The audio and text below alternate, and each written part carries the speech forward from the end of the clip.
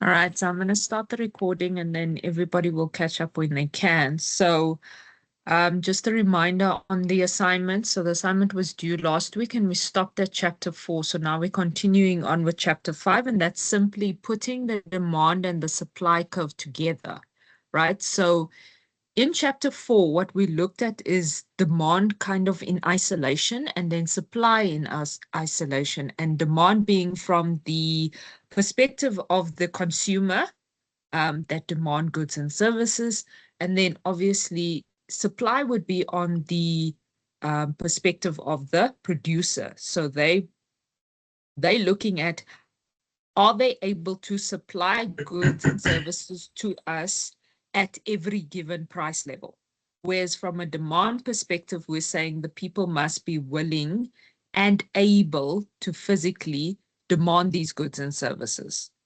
Right. So now we're adding them together because realistically, what we're saying is it doesn't happen in isolation. Right. So demand does not happen on its own and supply does not happen on its own. These two things happen concurrently at the same time.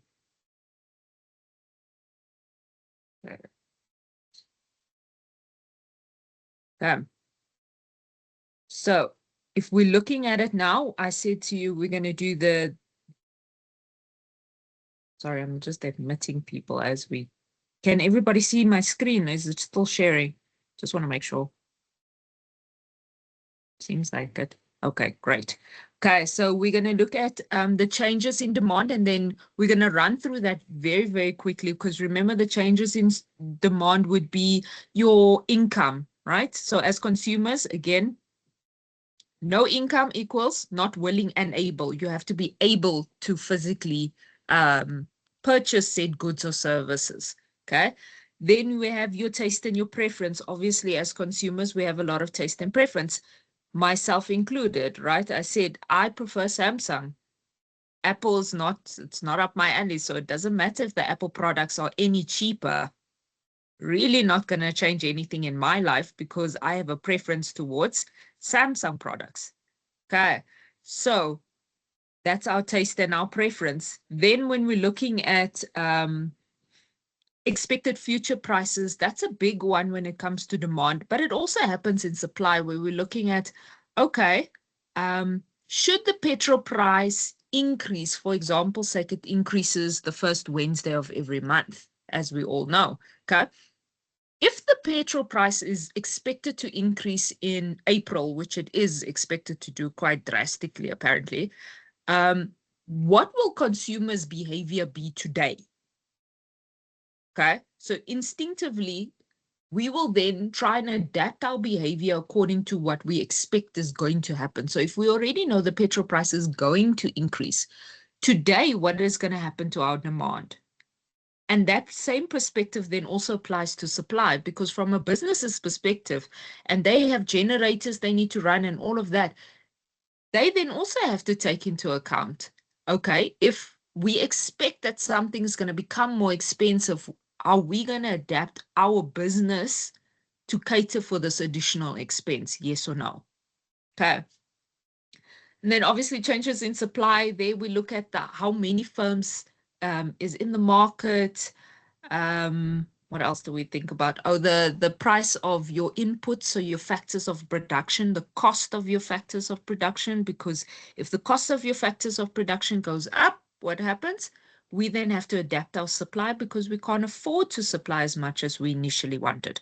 Okay, those kind of elements, and then simultaneous changes in demand and supply. So like I say to you, these two things, these two concepts don't happen on their own. They happen concurrently at the same time. So we will then look at what a graph looks like, then interaction between the related markets. We'll also look at the government intervention. So we also said, look, instinctively, we don't like the fact that the government intervenes at all, but we'll discuss how they intervene and what ends up happening when government intervenes. Agricultural prices, we don't really cover that. I should have just removed it from the slides completely. Okay, so that's out of scope for you guys. Okay. We're well aware of equilibrium price and equilibrium quantity. Remember, that's on our graphs, right? So when we say equilibrium price, we're saying from a demand perspective, we've agreed that we will pay the price, whatever the price may be for a good or service, i.e. a can of Coke, for example's sake. We agree that I'm going to pay 18 Rand, okay? Suppliers have agreed that they will supply at 18 Rand. So we are in equilibrium with one another. That's how the market is supposed to run. Okay. And then the quantity we're also agreeing on as a result of the price. So at a particular price, us as consumers will instinctively demand a certain volume of goods or services collectively. And from a supply perspective, all the businesses will agree to supply at that given price. Okay, so we are in equilibrium with one another. So the idea behind a market or the market economy is that we always move back to equilibrium. Okay, so now we're saying just a quick recap on the sources of your demand. So we have an increase. So what I'm saying here is an increase in my demand, right? So a shift to the right of my demand curve will be as a result of an increase in the price of a substitute product, an increase in our income, meaning the more money we have, the more we will demand goods and services, a greater preference for a certain type of product, for whatever reason, expected increase in the price of the product will then instinctively shift our demand. So there we can think of, like I said, the petrol price. If I'm expecting that petrol price is going to increase, it hasn't increased yet. It will increase. Instinctively, my demand for petrol right now, over the coming weeks, we will demand more petrol because we are anticipating the increase. Okay.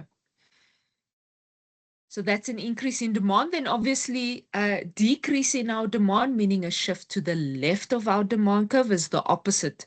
Okay, so fall in the price of a substitute product, fall in our income, reduced taste or preference of a product, or we expect that the price of the product will decrease. Meaning, I usually use the example of what is a Black Friday, right? We now know instinctively on Black Friday or around that week that the prices will go down of certain products, if not most products, will be running some special of some sort. Will I then adapt my demand for products today as a result of waiting for Black Friday? And the answer is yes, you will. You'll wait. Okay, because you know you want it at a cheaper price. So a little bit later, you'll wait for it. Unless you need the product, in most cases we don't need, because on Black Friday we tend to buy other products. Okay, so now looking at this graph particularly. Okay, our starting point P0, we start at P0, okay? Q0, E. That's always at our starting point. So every point in a graph has a starting point.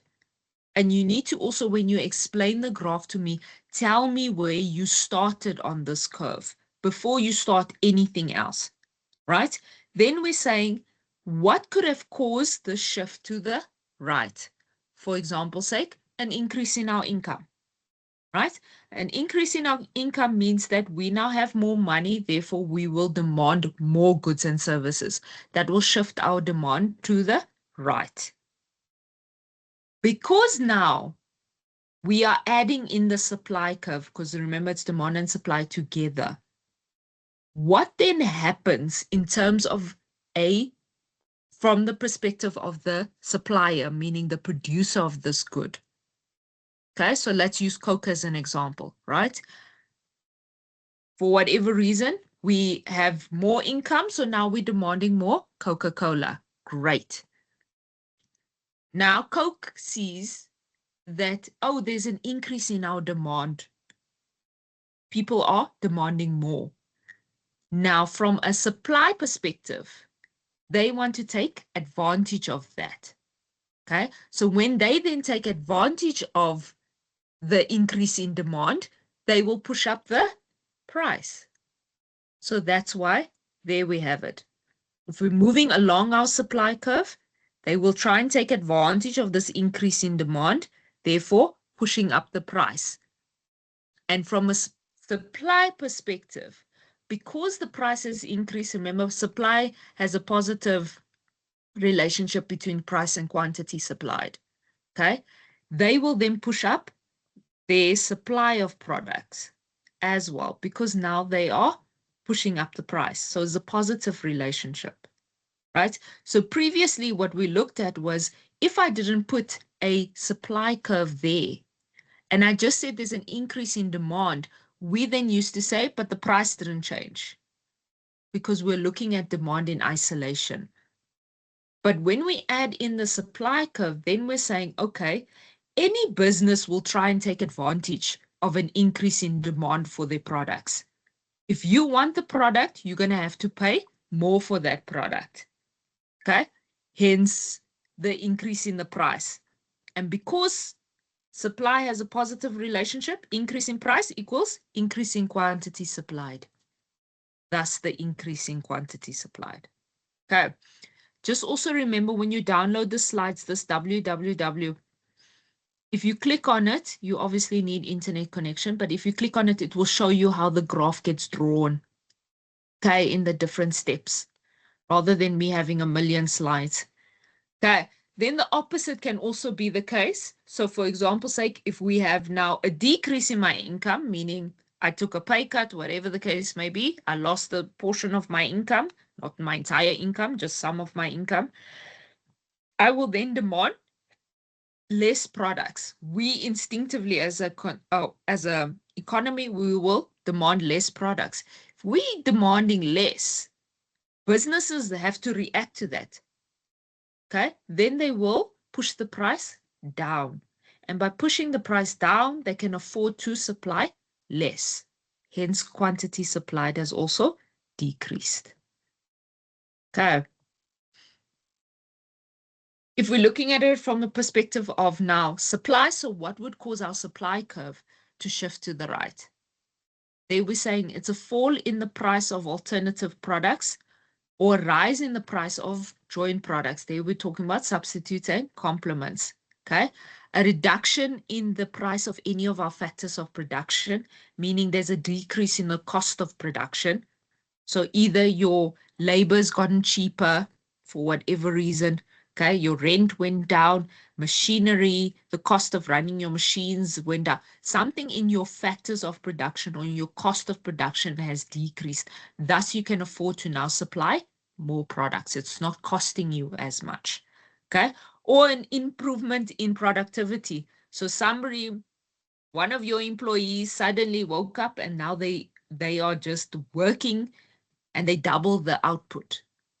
That's an increase in supply. Okay. Or you can also look at it from a perspective of, there's a machine that you've now purchased that helps your employees manufacture more goods and services. Okay. So that will increase our supply. The opposite, decrease in our supply. Okay.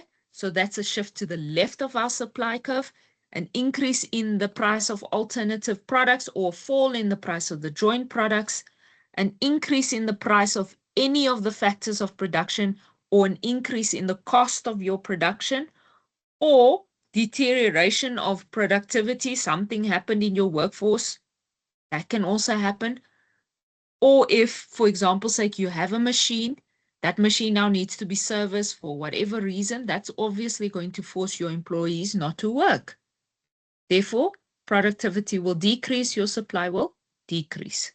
Okay, those are the main ones. Obviously, under supply, there's a lot of other elements like government intervention, any natural disasters. Those kind of things tend to fall on the supply side rather than the demand side. That will also force either a decrease. I mean, if the government has a new policy and the policy helps businesses, great, then you would increase your supply. But if the government imposes a tax or a tariff or anything like that on a business, it's going to cost you more, therefore you will decrease your supply. Okay. Or if you have a natural disaster, your warehouse is now flooded, that's a decrease in your supply. You physically won't be able to meet your normal supply quota. Okay. Then we're saying, okay, so now we have a shift to the right of our supply curve. Okay. That's the first elements that we were talking about. So if we shift the curve to the right, what then happens to price versus what happens to quantity? Okay. So in the past, when we said demand shifted to the right, price increases, quantity supplied also increased. Now, if we're looking at supply and we're saying, okay, there's an increase in supply, meaning let's say your factors of production got cheaper for whatever reason, okay? You can now afford to manufacture more. You increase your supply, shifts to the right. Great. Now, by increasing the supply, what happens on the side of the consumer? So in terms of demand, what then happens? We're then saying, if there are too many products that you are manufacturing, you're kind of flooding, metaphorically, you're flooding the market with more products. Might not be that we want those products as consumers. Okay, so now the more products you have, we're going to look at it from a context of, was there demand for the product initially to begin with? Sometimes the answer is we were content before. So now if you're going to flood the market with more and more products, what are you going to be forced to do? You're going to be forced to decrease the price of your product because now you have more products you need to get rid of. And by decreasing the products as consumers or decreasing the price of the products as consumers, what then happens to quantity demanded? It will then increase because we want things cheaper. Okay, so from a business's perspective and then from demand perspective, can you see how they need to balance it out the whole time, getting back to equilibrium?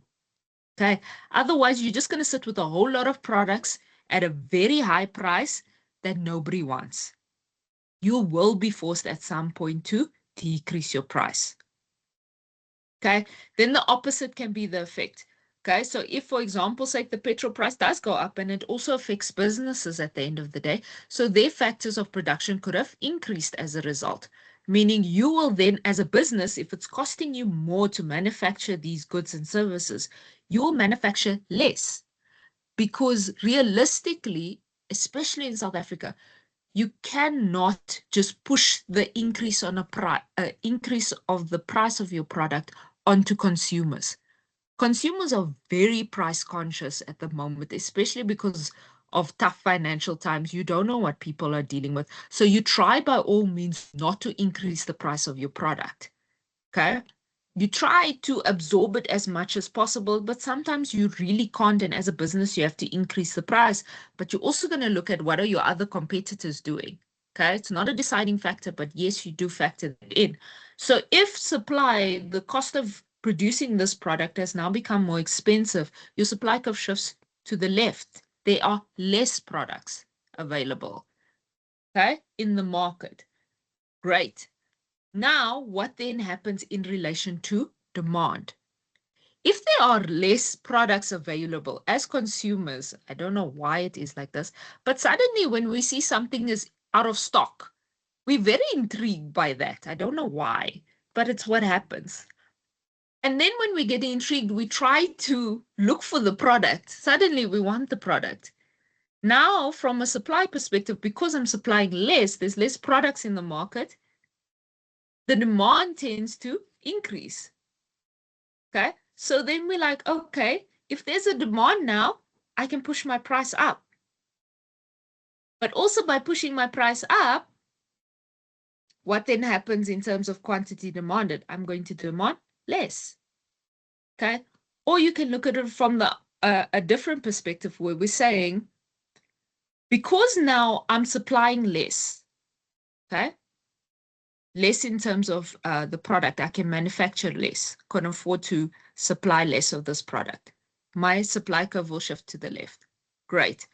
When my supply shifts to the left, I have less products. Therefore, I'm going to push up the price to cater for the lower the volume of products.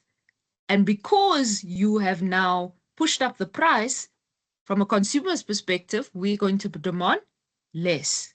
So you're trying to cater for the fact that you have less products by pushing up the price. And from a consumer's perspective, we're saying, if you're now charging us more, we're going to demand less. Okay. And this is the table. And please, please, please, you need to make sure you can at least draw the effects of a change in demand and the effects of the change in supply. So if, for example's sake, so these two things run concurrently, they're happening at the same time. Now, in the past, these graphs that I've shown you now, we're specifically only looking at an increase again in demand or increase again in supply or decrease in both, okay? But now these two things happen at the same time. So there can be an increase in income, for example's sake, and the cost of our factors of production become cheaper, which means our demand curve will shift to the right and our supply curve will shift to the right. And I'll show you now what we mean by it becomes uncertain. So just take note of this now. But in the graphs now, I'll show you what we mean when we say it becomes uncertain and why it becomes uncertain. So in this element, the price is uncertain, but your quantity will definitely increase. Okay. So just hold on to this. I'll come back to this slide now. So these two things happening concurrently, right? So we have, for example, sake in this graph, I have an increase in my demand, but a decrease in my supply. Okay, so we can, in the question, say to you, okay, there's an increase in consumers' income, but there's also an increase in the factors of the cost of our factors of production. Okay, so an increase in income will cause our demand curve to shift to the right, but an increase in our factors of production will cause our supply curve to shift to the left. Right. So what we're saying here is the price will definitely increase. You can see there's our initial equilibrium point on our initial supply curve, our initial demand curve. Okay. Now, if we're looking at a new equilibrium point, intercept between our demand and supply curve, there we are at E1.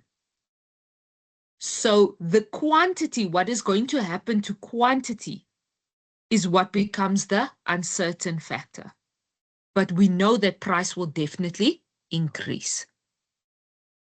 The reason why we say that it's uncertain is because we don't know at this stage, they haven't given us the numerical values for demand for us to physically calculate what is demand, what is the physical value of supply or the change in supply. If they give us the physical values, we can actually determine what a shift to the right, the actual value of a shift to the right, and the actual value of a shift to the left. And then we can see, is demand, the change in demand going to be greater than the change in supply? Okay, because in this case, it looks like they're almost identical. The change in demand looks like it's almost identical to the change in supply, which means this quantity becomes uncertain.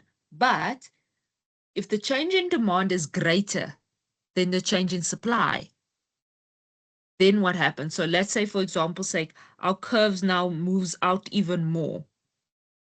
Okay, then we can say that quantity would increase.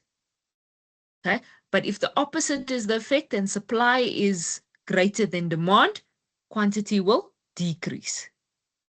That's why we're saying it all depends. Okay, and I'll show you what that looks like coming forward. So here we have a very nice example. The change in demand still happened, okay?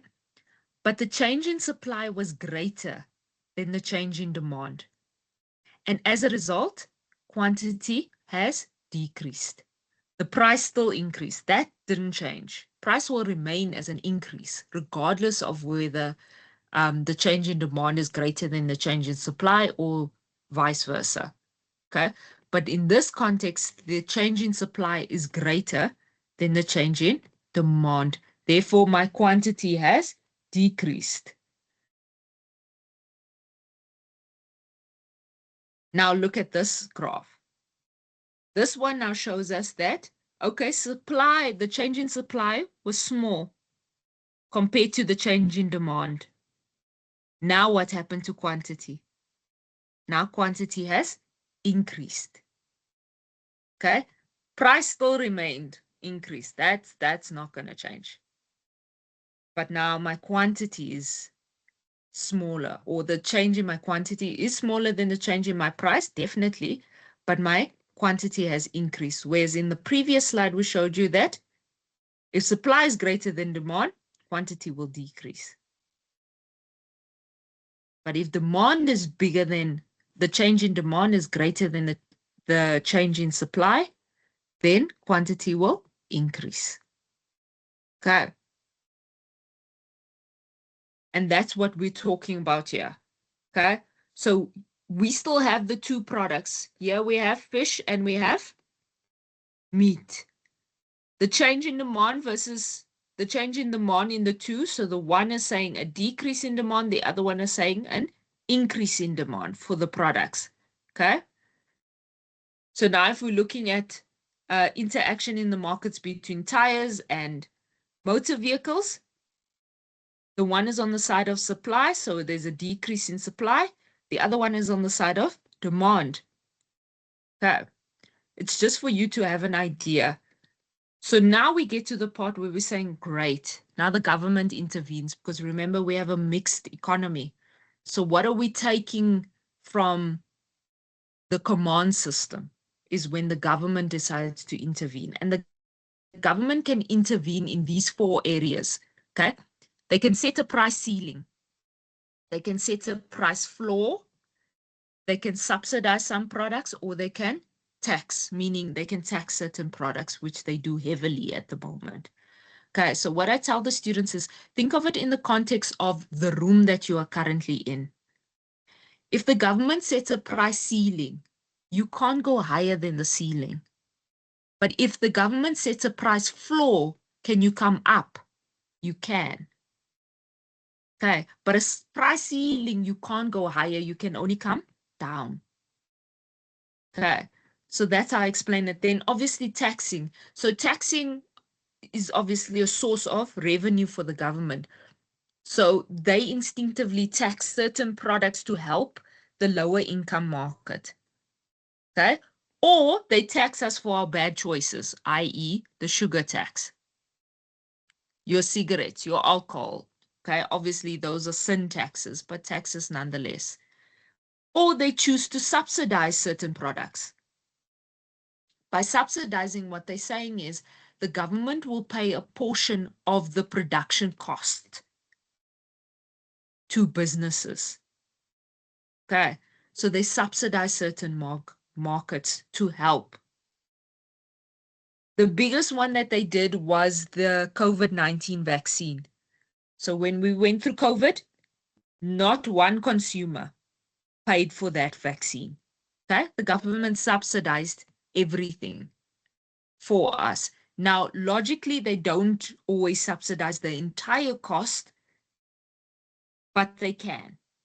Okay, so these are the 4 areas or the 4 ways in which the government intervenes. So if we look at setting a maximum price, meaning it's a price ceiling, can't go higher. Think of it in the context of your bread, your brown bread, right? So not Albany and Sasco, not those kind of bread. But what I'm talking about is the brown loaf of bread, that uncut bread. Okay, that certain business, so your Checkers, your Pick n Pay, all of them, they sell it, but they usually only sell it in the morning and it sells out very quickly. Okay, there is a price ceiling, a maximum price for that.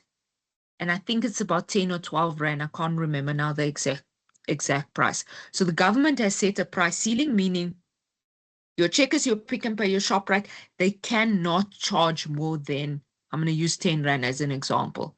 10 Rand for that product, not more than that. They're not allowed to.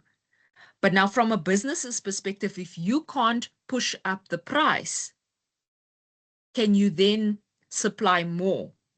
And the answer is no, you're not going to supply more. You're going to supply enough to cover the cost of that bread. That's it. So even if there's an excess demand, you're not going to make more bread. They know that tomorrow and the day thereafter and the day thereafter, the demand for bread will be there because the price is set so low. Okay, your minimum prices, yeah, usually it's in agriculture type of thing where they set price floors to try and help agriculture, but really they set more price ceilings than they set price floors. And in terms of consumers, price ceiling is usually on the side of the consumer. Also taxing the products is also on the side of consumers. But then again, the subsidizing is more on the side of the producer, and so does price floors that usually applies to the producers of the product. Okay. And then I just detailed it out a little bit more in terms of why do governments now set these maximum prices? Okay, there has to be a reason. They don't just intervene. Because remember, by setting a maximum price, you're throwing the market off because we will want the cheaper product. So there will be a demand for that product. But now, because businesses can't push up the price to manufacture more of that product, the market will constantly be in this disequilibrium stage. So in order for them to do something like that, we're saying there must be a reason behind it. You can't leave the market in disequilibrium. So the main reason, to keep the basic foods, the prices of your basic foods low, to help the lower income. Okay, to avoid exploitation of consumers by producers, to avoid unfair pricing. If I can think of an example there, the electricity prices at the moment. Eskom says 30%, the government says no. Eskom is trying to exploit us at this stage because they're trying to make up their shortfall. The government then intervenes and they set a maximum price. So Eskom literally has to go to court to petition for an increase now because their prices are already too high. Because they're trying to exploit us. And at the end of the day, we're saying, yes, we need electricity, but also you can't keep pushing up the prices because now we have to make alternative choices as a result. Okay. Or they can use it to combat inflation. They tend not to do this to combat inflation. They can, but it's going to take too long. It's going to take way too long if they set a maximum price for it to be seen in terms of inflation. Okay. And then they can limit the production of goods and services by setting price controls. And I mean, in South Africa's context, this seldomly happens because we don't, in most cases, we don't go to war. So the government has no reason to go into an industry and say, you need to limit production. Why would they do that? Okay, so in our case, it doesn't really work in South Africa. But these are the 4 reasons why the government can set maximum prices. And this is typically what we mean when we're saying the government has now set a maximum price. So for example's sake, we know what the price of bread is. Okay? It's at P0, 18 Rand for a loaf of bread. Okay? Now the government comes in and they set a maximum price and there's my 10 Rand. So that's the cap. Cannot charge more than that. Okay? So at 10 Rand, suppliers are only willing to supply at Q1. But also from a demand perspective, we're demanding Q2. So there's an excess demand. The market will constantly be in excess demand because we cannot push the price up to mitigate this excess demand. Okay. And this is when a maximum price is set below our equilibrium. Okay, to try and help the lower income market. But then, like I said, at any point where you are not in equilibrium, you are then in what we call disequilibrium. And because we have a market economy, demand and supply will continually play its role until we get back to equilibrium. But because we can't do that, because now the government has set this maximum price and it's below equilibrium, the market will constantly be in excess demand. Okay. And this is now also what comes into place because we live in South Africa, realistically speaking, that then creates a black market for goods. Okay. And by black market, we're saying somebody's going to come into the market. Not a Checkers, not a Pick n Pay. They can't do it because they big retail stores. They wouldn't do it. But I'm saying now it's your informal seller that will say, okay, I'll make the bread. People clearly want more bread because ShopRite, Checkers, okay, Woolworths doesn't do the bread, the loaf of bread, but your ShopRite and your Checkers and your Pick n Pays, they do.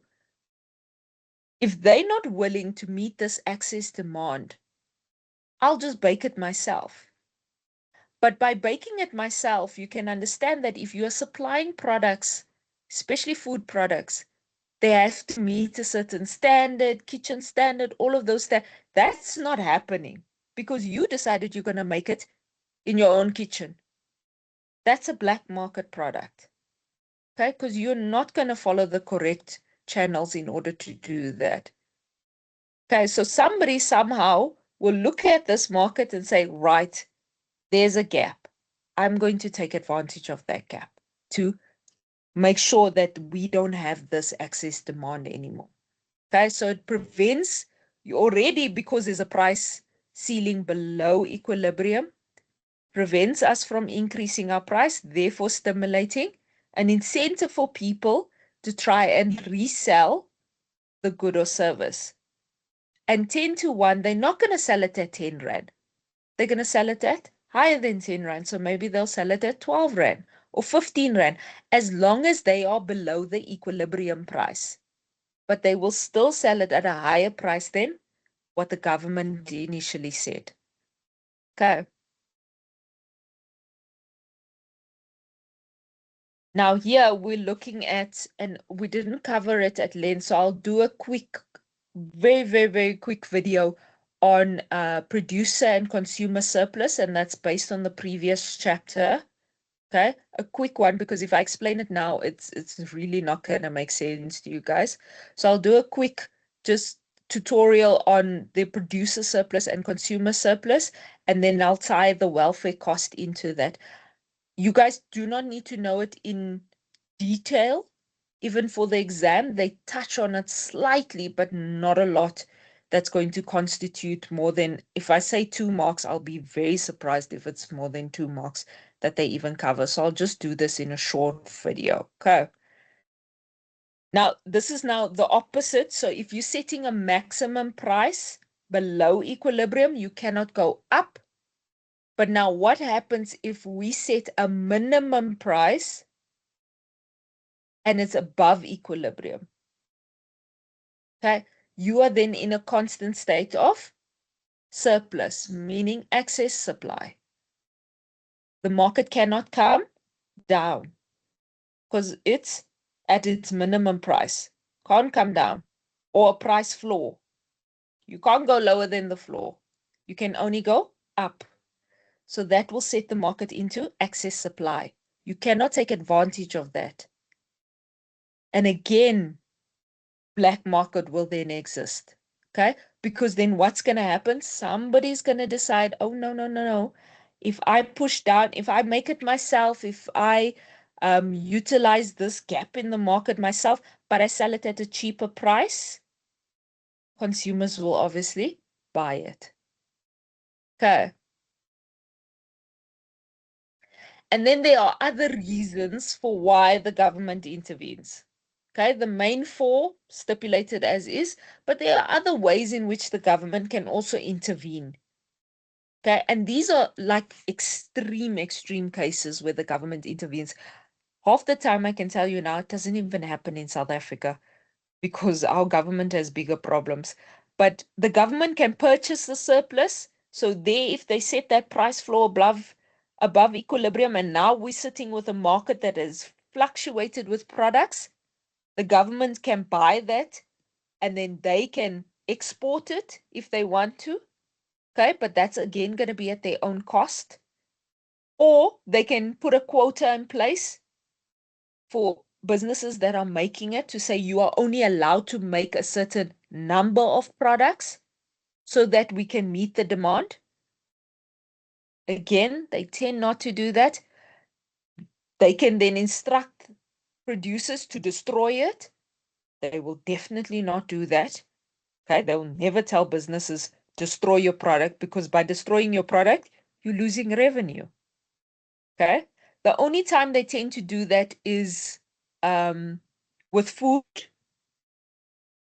So once it's reached its expiration date, a Checkers, a Pick n Pay, any store is not allowed to sell you a product that has reached its expiration date.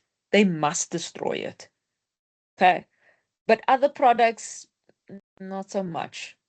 But food, they're very strict on that. Okay. Then government purchases and destroys the surplus so they can export it, or they can destroy it themselves. Or the government purchases and stores it for a rainy day for whatever reason. Again, these are all, you can think for yourself, these are all very unrealistic examples of the government actually doing something like this. They tend not to, because number one, they don't have money. That's the biggest issue. And they also won't tell businesses to destroy it, because the businesses will say, we would rather try to sell it at a cheaper price than destroy it and gain no revenue from it. Okay. So these are extreme cases, but they do exist. Now the opposite, so we spoke about setting maximum prices. Now, if you had to set a minimum price above equilibrium, we're saying all consumers, including the poor, can pay artificially high prices. Remember, it's set above equilibrium. So we're all forced to pay high prices. Hence, I'm saying it seldomly happens, because the government knows the poor are going to suffer the most. They can't afford it if it's well above equilibrium. A normal consumer is already upset that it's not at the equilibrium price. So hence I'm saying it doesn't really happen that often. It benefits the producers. It definitely benefits the producers, because they're charging a higher price. They're forced to charge a higher price. There's some of us that will still afford and still buy it at the higher price, but a large volume of people won't afford it, which means they'll look at alternatives. Okay, so again, it benefits the producers. The producers are also the ones that are protected at the end of the day. In terms of disposal, meaning I'm now stuck with this excess product, and the government says, great, I will buy it from you. The businesses still benefit. The consumers don't benefit at all, because number one, we couldn't afford the product. Some of us couldn't afford the product to begin with. Okay? And that's what we call by a welfare loss to society. I'll do a quick video on that. That's on the slide that I skipped. Okay, so I'll do a video on that to help you guys out. Okay, and that's also this graph. So you don't need to know it in detail, but I'll do a video on it just to help you out. Okay, and that is our session for today. Do you have any questions? Please don't ask me about the assignment and the marking. I will get to it this weekend, no doubt. I'm just going to stop the recording.